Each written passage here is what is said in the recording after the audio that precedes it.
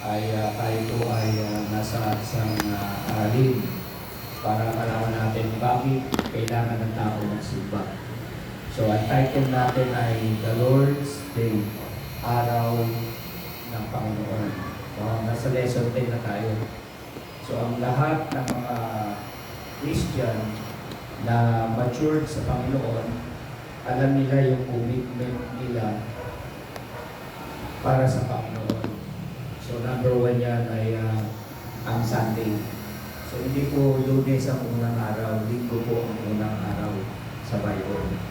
So, buksan natin yung Bible natin dito sa Hebrews 10:25 para makita natin dito. Ang sabi niya sa Hebrews 10:25 ay huwag nating kakalitaan ang araw ng pagtitipon.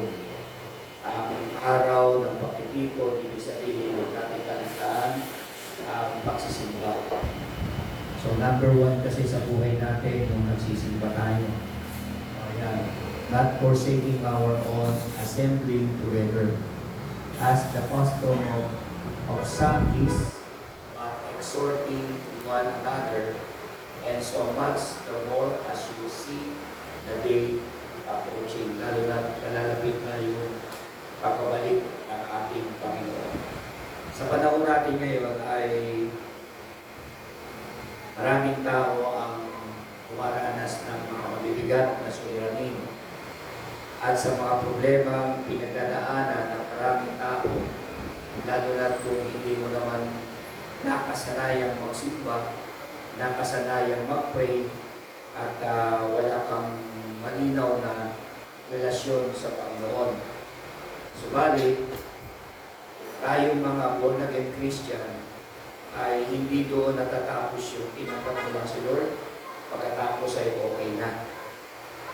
Kailangan pagtanggap mo kay Lord, dapat tuloy-tuloy yung iyong gagawin. Kaya masabi dyan, huwag natin kakalitaan ang pagtitipon, lalo na sa araw ng Panginoon, sa Sunday, at lalo na nalalapit na ang kanyang pagkabalik. No? So, yun po yung napakahalaga. Ang unang araw ng ating Panginoon ay Sunday. Sunday rin siya muling nabuhay. Sabi ba natin, amen? Hindi po Lunes ang unang araw, Sunday po. Yun po ang ating unang araw. So, may limang bagay ako ituturo sa inyo para maging malinaw sa atin ang araw ng Linggo, commitment natin sa Panginoon, lalo na kung meron tayong mabigat na problema at alalahanin, paano natin ito mabigay sa Panginoon? At paano rin tayo lalalim sa pagkakilala sa Panginoon? Hindi lahat na pumapasok sa simbahan o nagsisimba na mabagong buhay. Hindi lahat, kundi yung lamang na nakikinig at sumusunod sa kanyang pangalan. So number 1, Mass, we set aside a day for the Lord.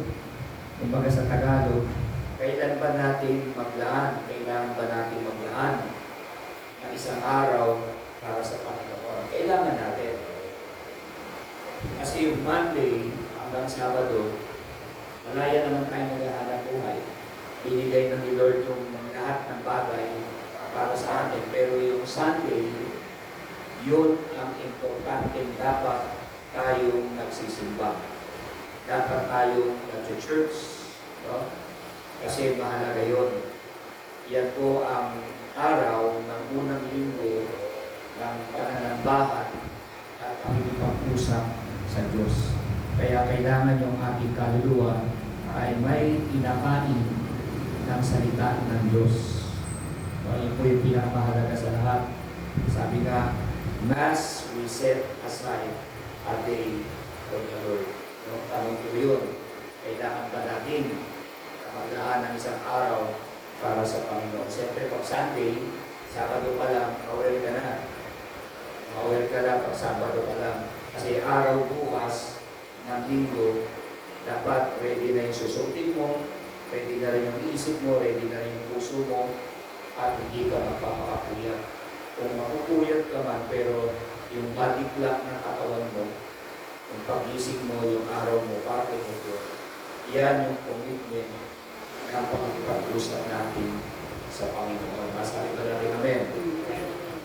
Kaya mahalaga ang pagtitipon. Pag nagtitipon-tipon tayo bilang mga mananampalataya, tayo nagpapalakasan, hindi tayo nagpapahinaan. Doon tayo humuhugot ng lakas sa naririnig natin sa Panginoon para yung ating problema ay magkaroon ng kalikasan.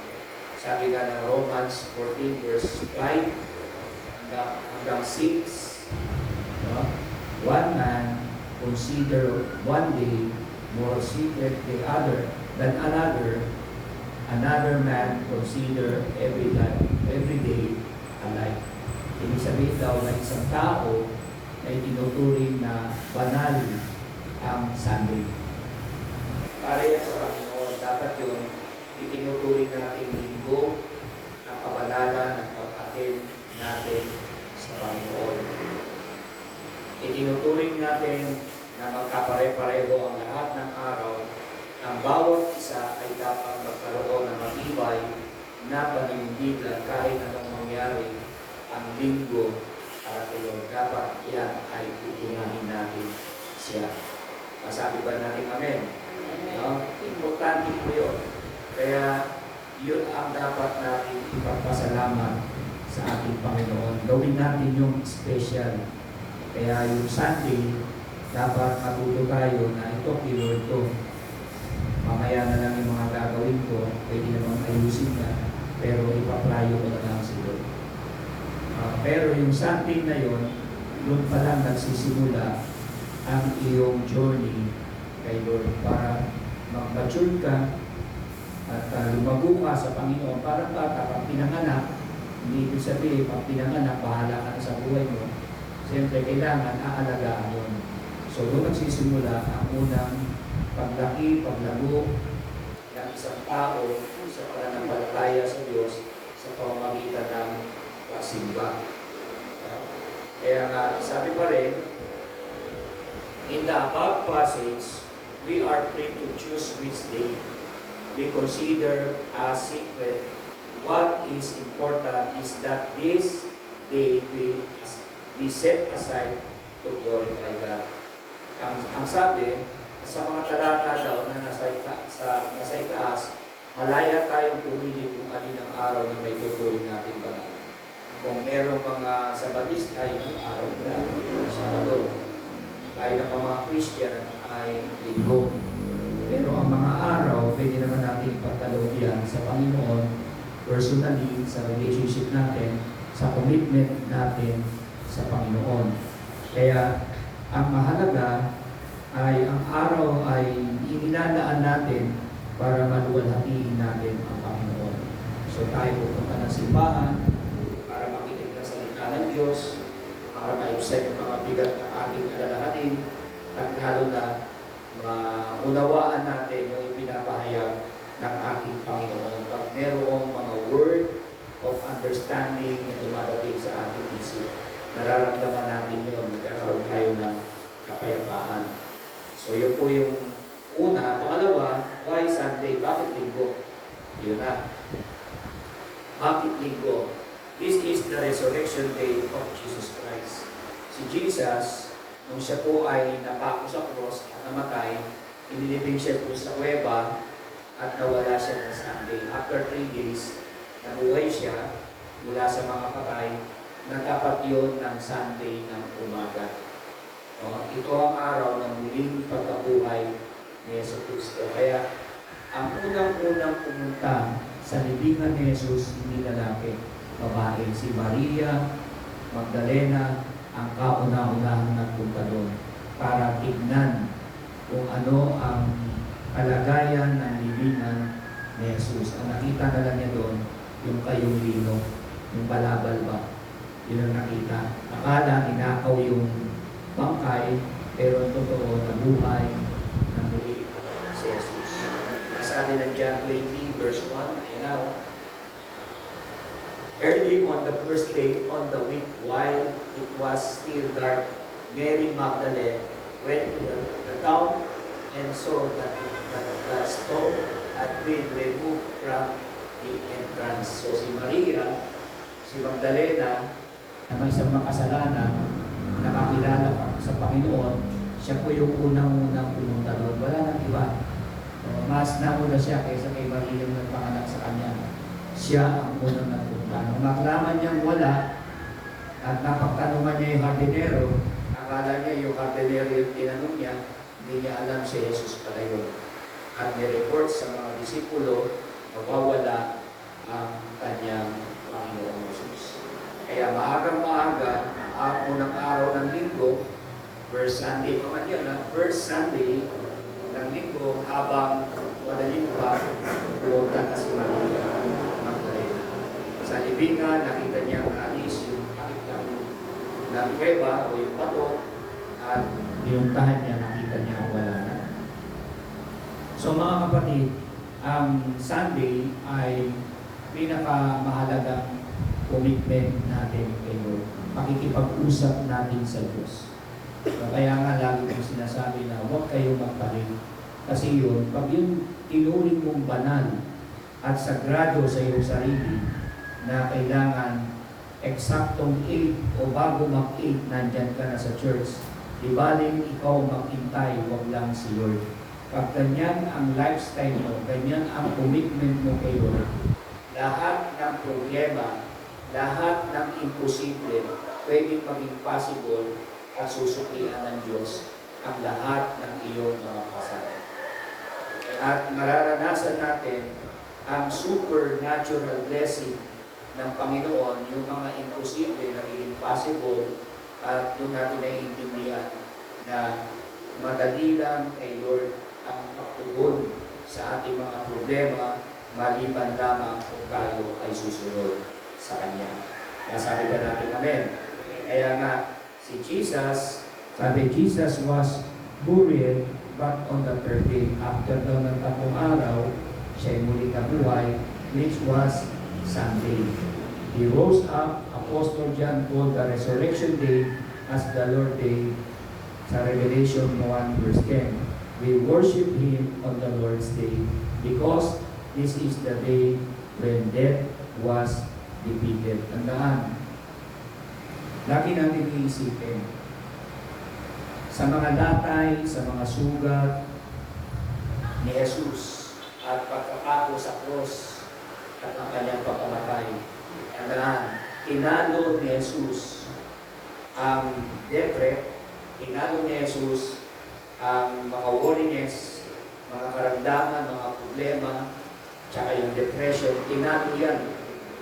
Lahat ng kasalanan natin, lahat ng mga karamdaman natin, bayad yan sa cross. Ang kailangan mo lang, maniwala. Sumampalataya. Hindi mo kailangan mag-isip. Maniwala ka na lang na makita mo ang pagkamatay at muling pagkabuhay ni Jesus ay bayad na bayad ang lahat ng ating mga kasalanan. Sabi ba natin, amen? Kaya ano nga dapat natin iganti kay Jesus? Ang magsimba tayo. Ang maniwala tayo sa Kanya. At marinig natin yung tinig ng Diyos sa buhay natin. Sunday is not the rest day. Yan, isa rin yan. Sunday is not the rest day. Yan ay pananambahan natin sa Panginoon. Sa Old Testament, ng Saturday is the day of rest. But in the New Testament, our rest in Jesus Christ. No? Our rest is not on a day, but is found in person. A person, the person of Jesus Christ, He is the God of rest. Yun ang totoo. This is not a physical rest, but is a rest of our souls. We do not only rest on Saturday, but we find rest every day in Jesus Christ. Kaya nga mga kapatid, ang sabi ng Panginoon sa Lumang Tipan ay ang Sabado ay pamamahinga. Kaya nang tinatanong sila, nang tinanong nila si Jesus na bakit ka gumagawa ng himala at ng mga kababalagan sa Sabado ng pamamahinga. Kasi yun daw ay bawal. Walang pwedeng gumalaw. Sa mga, yun ang paniniwala ng mga Seventh Adventists. Sabi naman ni Jesus, gaano kung may naghihingalo sa araw ng Sabado? Wala pang karapatan para pagkalingin at gumawa ng wala ang Diyos sa araw ng Sabado. Kaya nga walang pinipili ang Panginoon kung kailangan ngayong kang-iligtas, ngayong kapagpalain, ngayong kailigtas at katapuhin, hindi yan makukuha sa araw ng Sabado. Sa araw-araw gagawa ang Diyos ng kapahalagan at lalo na kung araw ng linggo na ikaw ay nakasumpong ng pagpapala. Sabi ko natin, amen. Kaya hindi lamang pisikal ang pahinga, hindi ang kapahingahan ng ating kaluluwa. Yung kaluluwa natin, ang kaluluwa natin napapagod, isip. Minsan wala ka namang ginawa, nakahiga ka lang, nag-iisip ka. Ang atake pa naman din ang isip sa isipan natin, yung kawalan, yung problema, tapos nagpipilin yung isip mo, para may bumubulong. Ngayon, alam ni Satan, wala kang word of God, maraming bubulong sa tenga mo, sa isip mo, pag-iisip ka ngayon. Kaya hindi ko nakapagtataka, bakit sa mga bulletin board na nakataas, maakit yung tao, tapos patalo. Alam niyo kung bakit? Meron silang, na-control na sila ng depression. Kaya nag-suicide, napakamatay. Pero kung meron yung word of God, lalaban yun, papalag yun. Kasi si Lord lang ang pwedeng tumitin ng buhay natin, hindi tayo. Kasi pag ginawa natin yun, pupulusok tayo sa impyerno. Ang buhay na binigay ng Diyos, wala kang karapatang gawin niya. Tapusin niya. Si Lord lang ang pwede. Kahit si Satan, hindi kanya pwedeng patayin. Ang tunay na pumapatay ng tao ay ang Panginoon ng Diyos. Siya lang, wala nang iba. Kaya doon pa lang makaka-free si Satan para kunin ka. Lalo na kung wala ka namang repentance, wala ka relationship with Lord. So doon pa lang nakakakuha ng opportunity ang diablo. Kasi nabukahan niya. Kaya nga mga kapatid, mahalaga ang araw ng mga ito na kailangan natin na maranasan ang tunay na linggo. Kaya ang linggo, kaanabahan yan sa Diyos. Gawin mo na ang lahat, huwag mong bitawan ng araw. Yan po yung ating narinig palagi.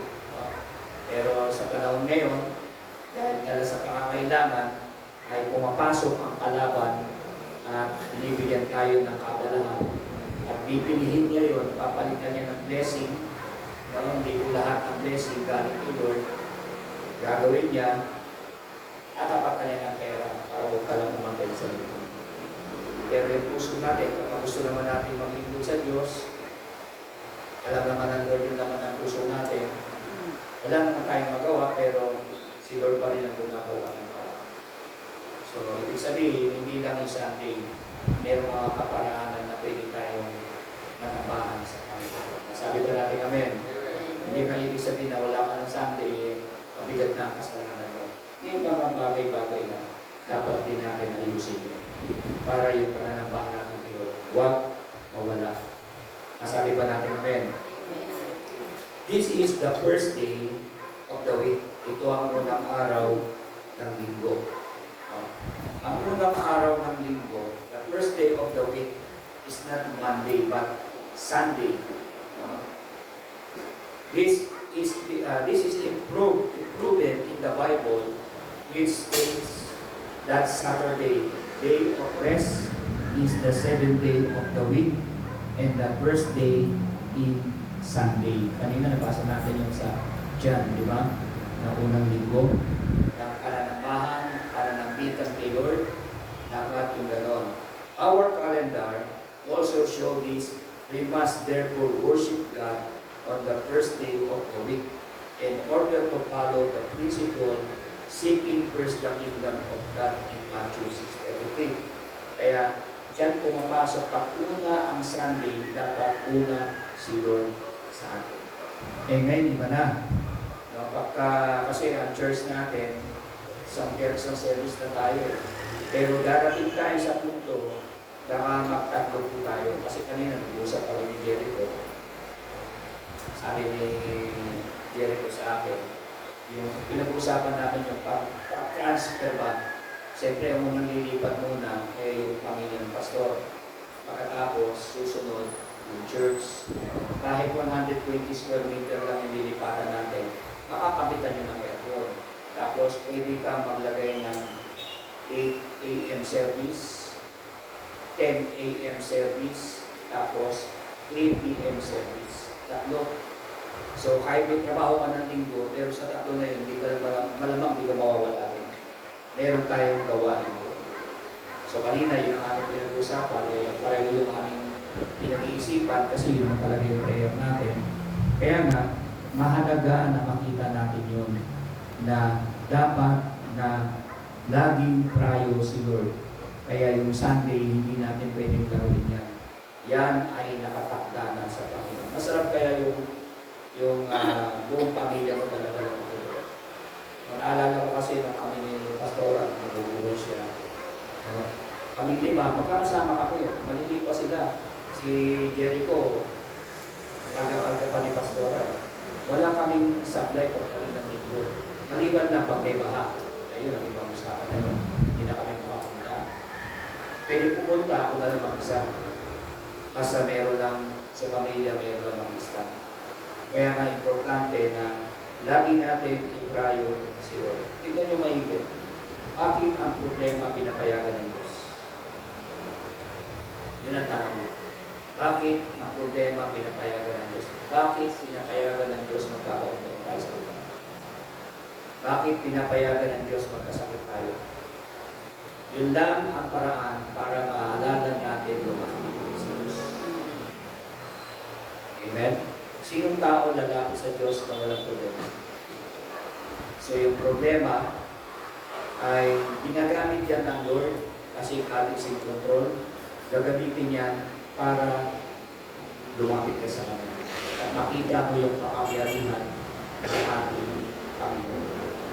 Kaya nga yung pinapangit ng demonyo, pinapangit niya yung financial mo, pinapangit niya yung trabaho mo, pinapangit niya yung pag-iisip mo, lahat ng area ng buhay ng Panginoon. Lalo na kung nag-iisa ka lang sa tahanan, pinapangit ng demonyo. Yun naman ay pagagandahan ng Diyos. Kung ikaw ay mag-stay kay Lord at magtitiwala sa Kanya. Masabi ba natin kami? Wala na tayong ibang pupuntahan kundi si Lord. Kaya siya na yung ating pagdidesisyonan at pagpipilihan natin. Mahalaga yan.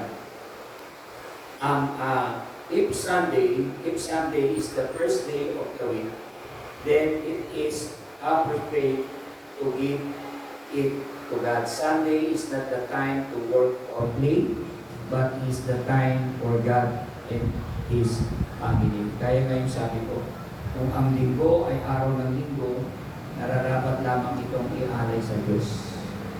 Ikaw at ang Panginoon kasama ang pamilya. Sama-sama kayong magsisimba. Ngayon, kung ikaw pa lang mag-isa, darating ang panahon, kasama mo na rin yung partner mo. Darating ang panahon, kasunod mo na yung mga anak. Lalo na yung mga nakarinig na yan. Tapos naputol lang yung kanilang ugnayan. So, ibig sabihin, mayroon ng binig na kapanindigan sa mga anak ninyo. Ngayon ay hindi aalisin ang Panginoon. Lilitaw at lilitaw ang bunga na yun. Walang binig ang Diyos na hindi tumubo. Malibalik ka rin yung Biblia. Tutupo at tutupo ang salita ng Panginoon para magkaroon tayo ng panibagong buhay. Kaya kailangan lang lagi natin unahin si Lord para yung needs natin ay patuloy na matugunan ng Panginoon. Nasabi ba natin ngayon? So sa bagay nito ay nais ng Panginoon na sa bawat area ng ating buhay ay makita natin yung mga banghay-banghay kanina. 1, 2, 3. Ito naman yung pangatlo. This is one of the day when the early church gathered. Ibig sabihin, ito ay isa sa mga araw kung kailan nagtitipon ang sinaunang iglesia. Kaya kailangan natin kung paano sila nagtitipon, ang kabanal na hapunan, nagsasagpasena sila. Kasi nga, yun talaga ang totoong nangyayari. There are verses in the Bible which show that the early church met on Sunday or for the Lord. For the Lord's Supper. The church is Corinth met every Sunday to give financially to the Lord. To the Lord's work. This does not mean that the early church met only every day, every Sunday. They met every day. Pagdating ng Sunday, siyempre ayon sa kalooban ng Panginoon, yung pananambahan, kung bakit tayo nagbibigay sa Panginoon, para tayo ay papalain.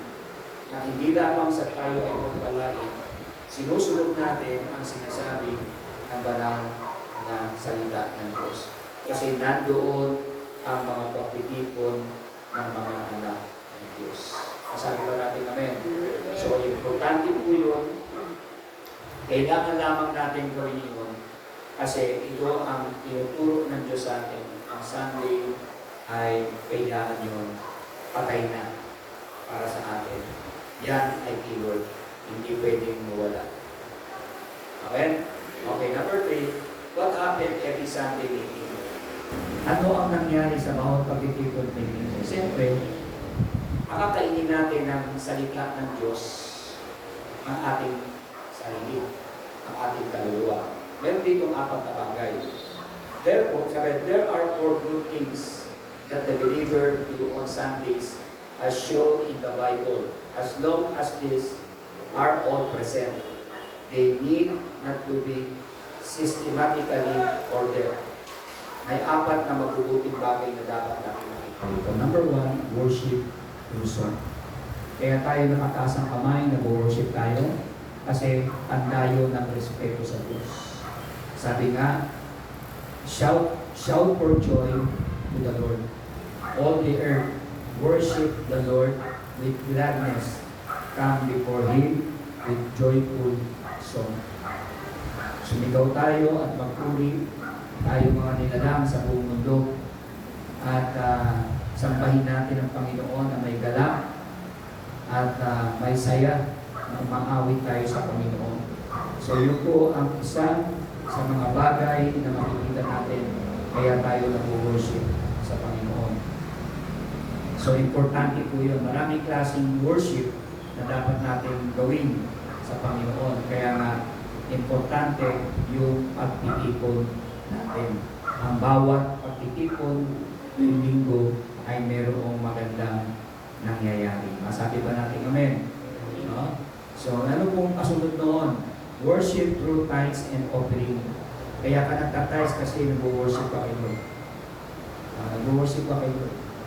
Minsan, akala ng iba ay pag nagbigay tayo kay Lord, hindi ibig sabihin pera na ibibigay.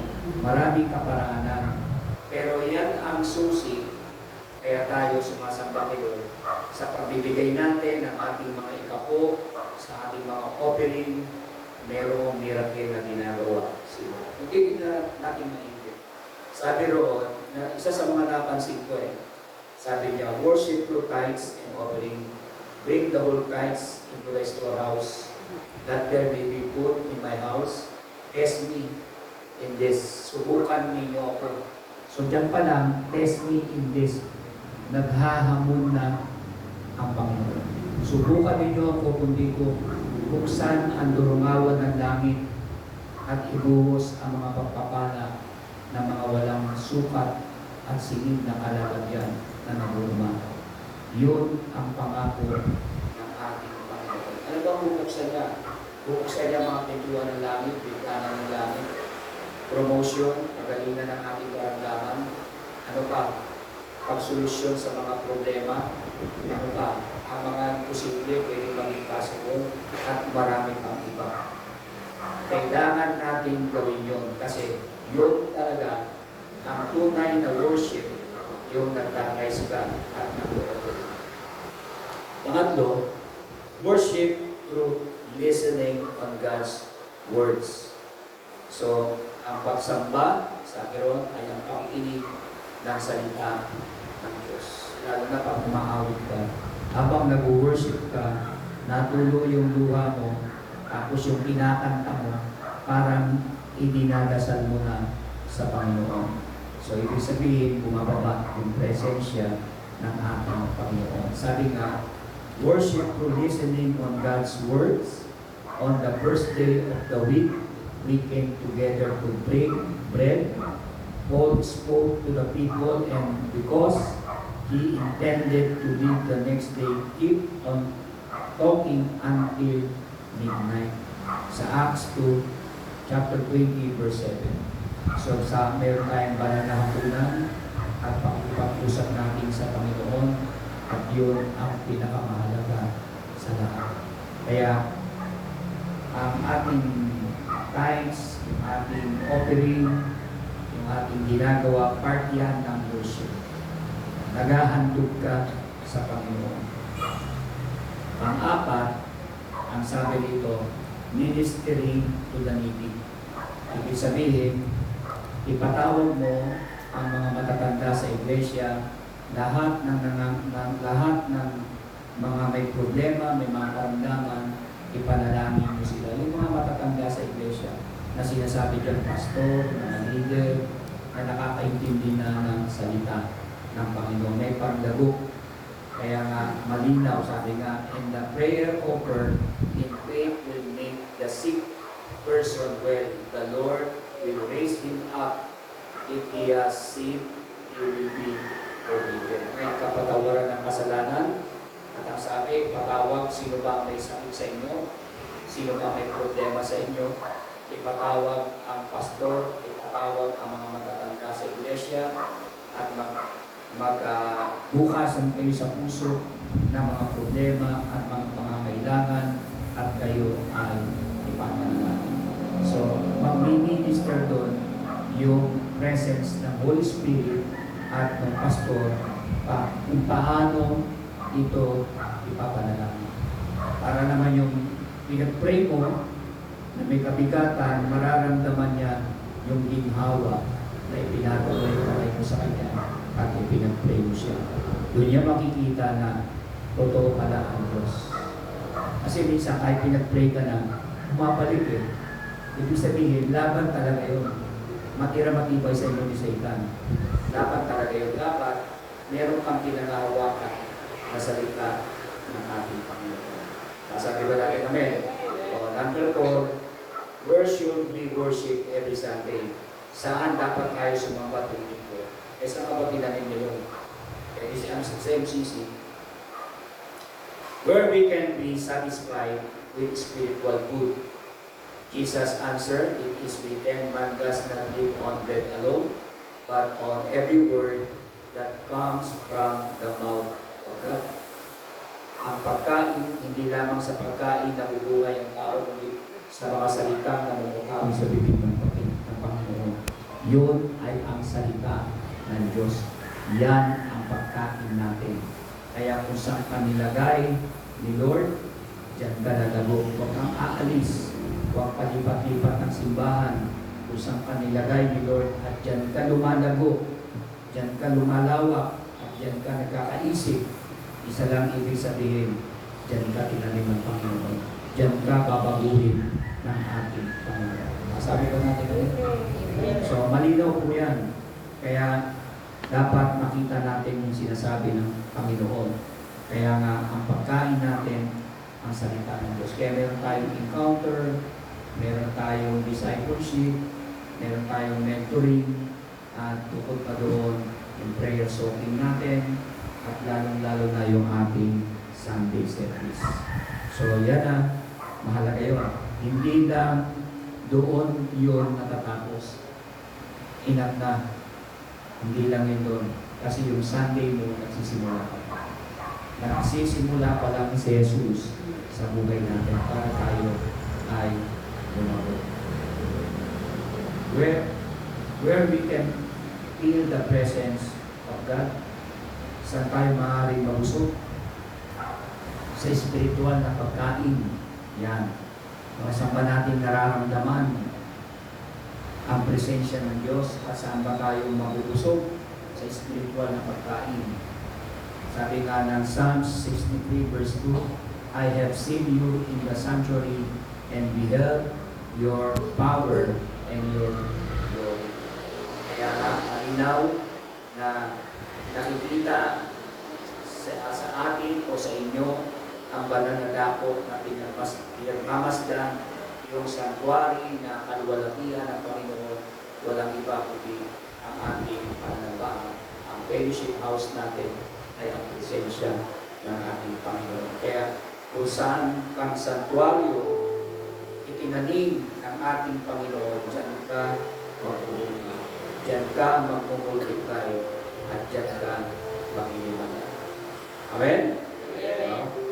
Where we can be changed, grow, and use for service. Saan tayo maaaring magbago, umago, at magamit sa pagiging siyempre sa MCC. Kaya kung saan tayo nilagay ng ating Panginoon, diyan tayo dapat lumago.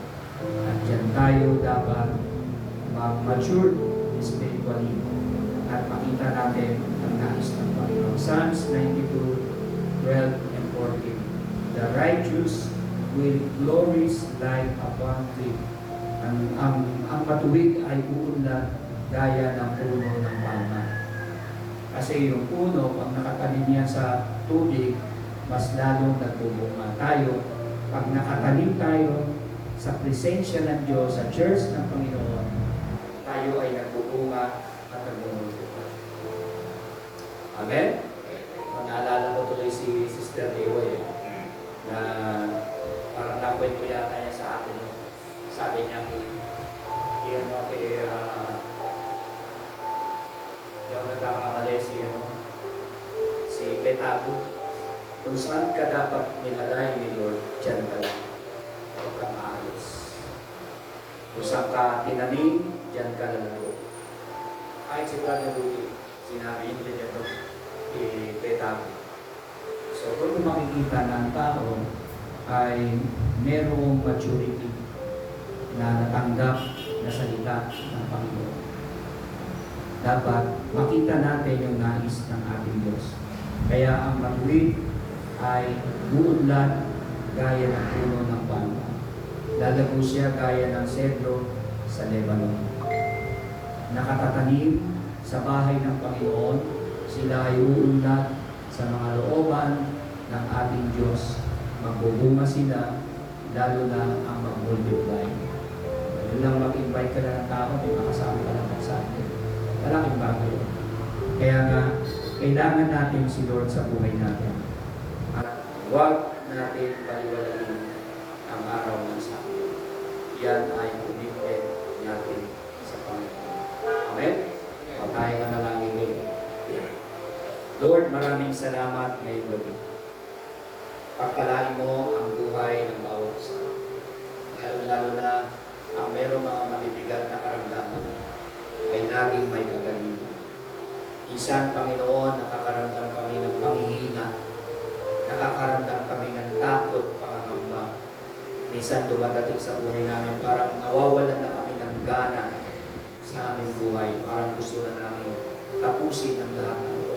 Subalit dahil sa iyong salita, dahil sa iyong kapahingahan, dahil sa iyong presensya, kami ay nagkakaroon ng katiyakan, ng pag-asa. Kaya Panginoon, naririto ang lahat ng iyong mga anak.